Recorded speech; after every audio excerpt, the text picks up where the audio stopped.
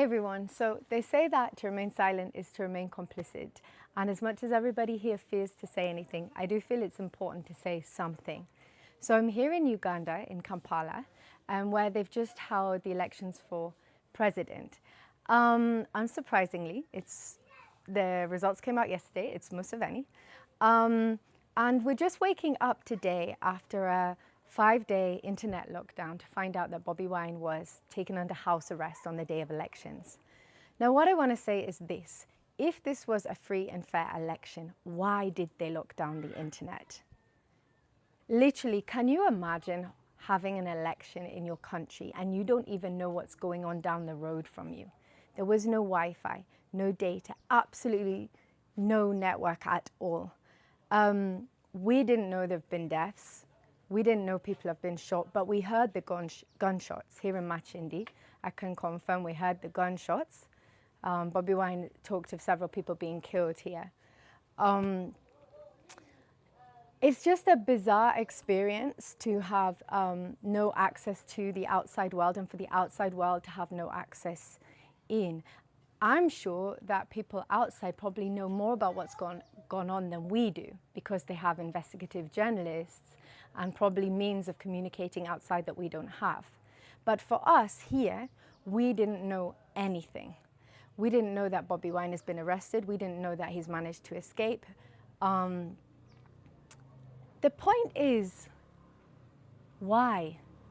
If you're sure of your candidacy, if you're sure that you're running an election with honesty and integrity, why do you need to prevent your people, the people that you are being raised up to that position of power to serve, from knowing the truth, from knowing what's going on in their country?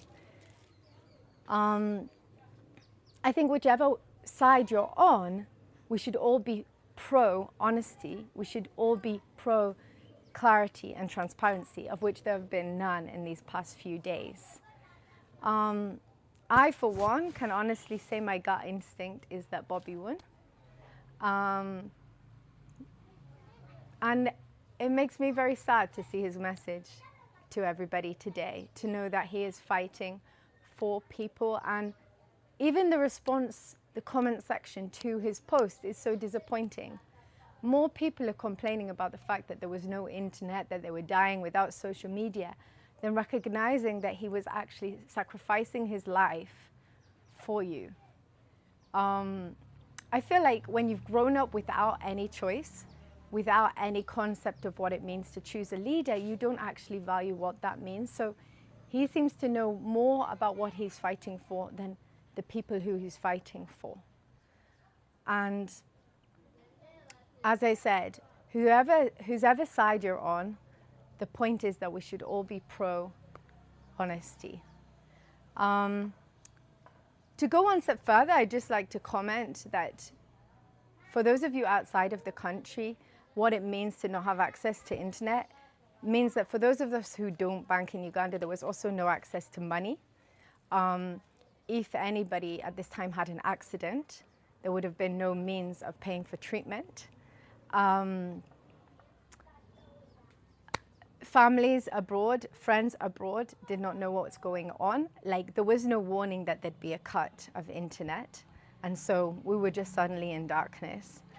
Yeah, that's pretty much all I want to say. Is just, I think that we should all stand for what's right, and what's going on here isn't right. Thanks.